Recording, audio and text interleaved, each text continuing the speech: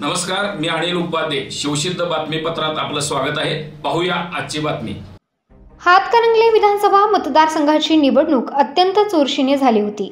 आज सकाळी 8 वाजल्यापासून मतमोजणीला प्रारंभ झाला. यामध्ये महायुतीचे उमेदवार अशोकराव माने यांनी काँग्रेसचे उमेदवार राजूबाबा आवळे यांच्यावर 46,549 मतांनी आघाडी घेत विजय संपादन केला. मतमोजणी वेळेत झाली असली तरी निकाल जाहीर करण्यात झालेल्या दिरंगाईमुळे निवडणूक आयोगाकडून आलेले निवडणूक निरीक्षक गगन यांनी निवडणूक निर्णय अधिकारी शक्ती कदम यांना धारेवर धरत वरिष्ठांच्याकडे तक्रार करणार असल्याचा दम दिला. सायंकाळी 5:30 वाजता शेवटचा निकाल जाहीर करून विजयी उमेदवार अशोकराव माने यांना प्रमाणपत्र देण्यात आले. यावेळी माहितीच्या कार्यकर्त्यांनी निवडणूक निर्णय अधिकारी शक्ती कदम यांना धारेवर धरले. याबाबत माहिती अशी की हातकणंगले विधानसभा मतदारसंघाची मतमोजणी तहसीलदार कार्यालयाच्या आवारातील धान्य गोडाऊनमध्ये सकाळी 8 वाजता सुरुवात झाली. प्रथम पोस्टल मतमोजणीला प्रारंभ होता. वीज गेल्याने अर्धा तास सर्व कामकाज ठप्प झाले. त्यानंतर ईव्हीएम मशीनमधील मतमोजणीला निलेवाडी गावापासून प्रारंभ झाला. पहिल्या केंद्राचा निकाल 9:30च्या दरम्यान आला. यामध्ये महायुतीचे उमेदवार अशोकराव माने यांनी 3,935ची लीड घेतली. ही लीड 20व्या फेरीपर्यंत वाढतच राहिली. पोलिंग एजंटकडून निकाल मतमोजणी होताच बाहेर येत होते, पण निवडणूक विभागाकडून प्रत्येक केंद्राचा निकाल यायला 2-2 तास उशीर होत होता. एकूण 2,61,569 मतांची मोजणी करण्यात आली.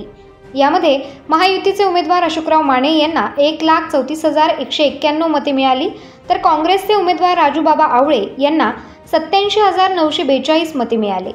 स्वाभिमानी शेतकरी संघटनेचे उमेदवार डॉक्टर सुजित मिंचेकर यांना केवळ 24,952 मते मिळाली. वंचित बहुजन आघाडीचे उमेदवार डॉक्टर क्रांती सावंत यांना 3,741 मते मिळाली. यामध्ये महायुतीचे उमेदवार अशोकराव माने हे 46,549 मतांनी विजयी झाले.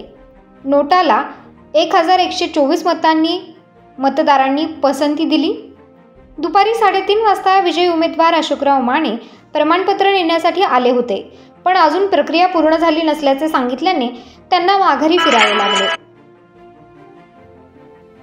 सायंकाळी 5:30 वाजेच्या दरम्यान संपूर्ण प्रक्रिया पूर्ण झाली, पण निकाल जाहीर करण्यात दिरंगाई झाल्याने निवडणूक आयोगाकडून आलेले निवडणूक निरीक्षक गगन यांनी निवडणूक निर्णय अधिकारी शक्ती कदम यांच्यासह कर्मचाऱ्यांची खरडपट्टी केली.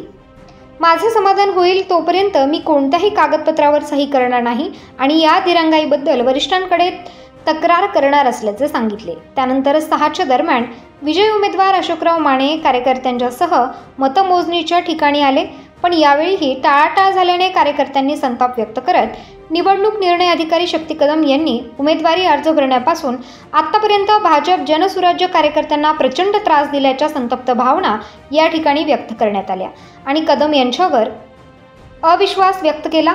अशोकराव माने विजयी होता संपूर्ण मतदारसंघामध्ये विजय मिरवणूक निघाल्या. सगळे नेते एक झाले.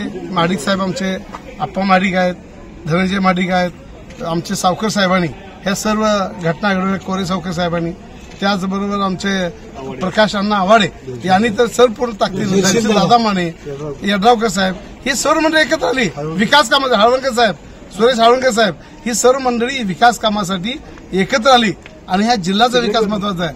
राजकारणापेक्षा विकास करण्यासाठी सर्व मंडळी आल्यामुळं आमचा विजय झाला. सर्व आज विनोद शिटाल्यात याचं सगळं श्रेय या लोकांचं.